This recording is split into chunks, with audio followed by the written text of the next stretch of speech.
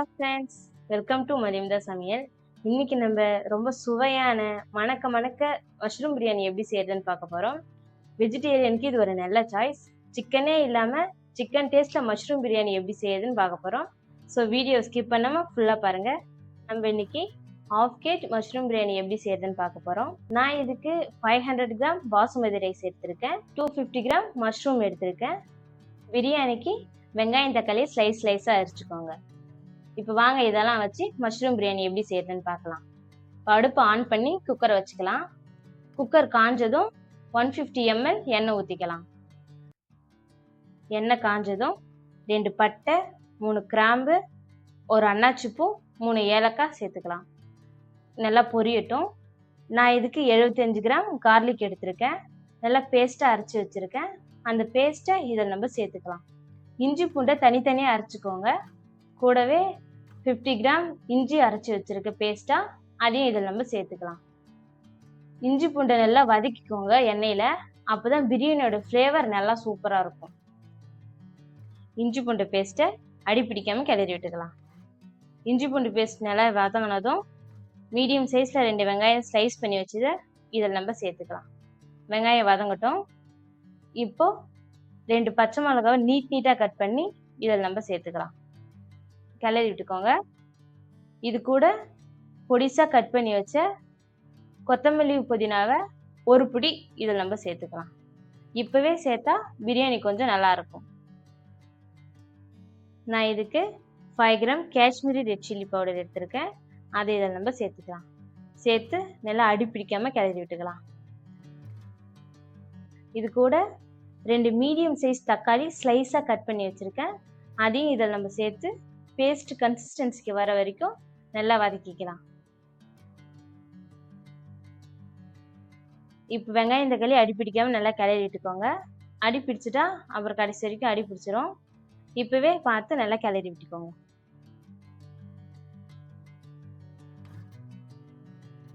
பாருங்க, நல்லா பேஸ்ட் கன்சிஸ்டன்சிக்கு வந்துடுச்சு. இப்போ 2 டீஸ்பூன் உப்பு சேர்த்துக்கலாம்.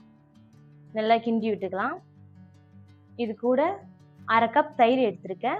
அதை இதில் நம்ம சேர்த்துக்கலாம். நல்லா கிளறி விட்டுக்கோங்க. பேஸ்ட் கன்சிஸ்டன்சிக்கு வர மாதிரி நல்லா கிளறி விட்டுக்கலாம்.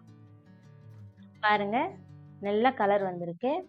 ஆனால் நம்ம இதுக்கு எந்த கலர் பவுடருமே ஆட் பண்ணல, வெறும் காஷ்மீரி ரெட் சில்லி பவுடர் மட்டும்தான் போட்டிருக்கோம். இதுவே நல்ல கலராக இருக்கு. இப்போ நல்லா நம்ம கிண்டி விட்டுக்கலாம்.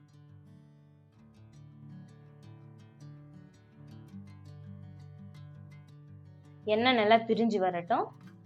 பாருங்க, எண்ணெய் நல்லா பிரிஞ்சு வந்துடுச்சு. இப்போ 250 கிராம் மஷ்ரூமை வாஷ் பண்ணி இதில் நம்ம சேர்த்துக்கலாம். மஷ்ரூம் ரொம்ப வேக வேண்டாம், 2 மினிட்ஸ் வெந்தால் போதும். இப்போ இந்த கப்பில் நான் 1 கப் அரிசிக்கு 1.5 கப் தண்ணி ஊற்றுறேன். அந்த மெஷர்மெண்ட்டில் 2 கப் அரிசி எடுத்திருக்கேன். நான் 3 கப் தண்ணி ஊற்றிக்கிறேன்.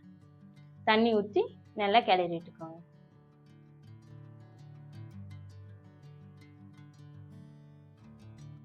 இந்த சமயத்தில் உப்பு காரம் பார்த்துக்கலாம். உப்பு கொஞ்சம் பத்தலைன்னா எக்ஸ்ட்ரா போட்டுக்கோங்க. உப்பு அளவு எப்படி இருக்கணும்னா கொஞ்சம் கரிக்கிற மாதிரி இருக்கணும். ஏன்னா அப்போ தான் ரைஸ் போட்டு வெந்தா அந்த டேஸ்ட் கரெக்டாக இருக்கும்.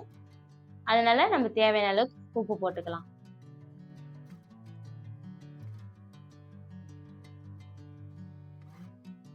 இப்போ ஒரு எலுமிச்சை பழத்தை நான் கட் பண்ணி சீடை ரிமூவ் பண்ணிட்டு புழிஞ்சு வச்சிருக்கேன். அதை இதில் நம்ம ஊற்றிக்கலாம். லெமன் ஆட் பண்ணி நல்லா கிண்டி விட்டுக்கலாம்.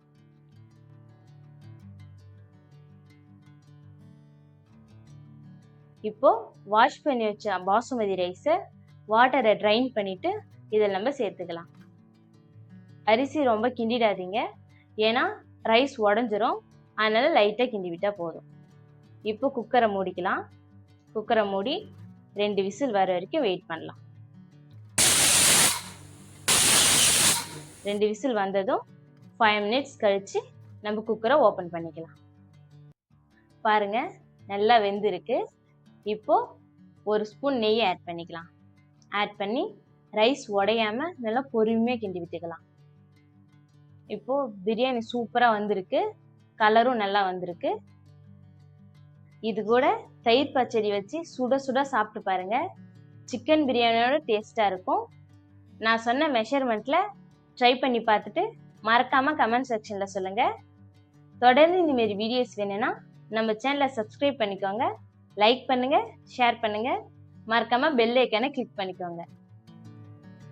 தேங்க்ஸ் ஃபார் வாட்சிங்.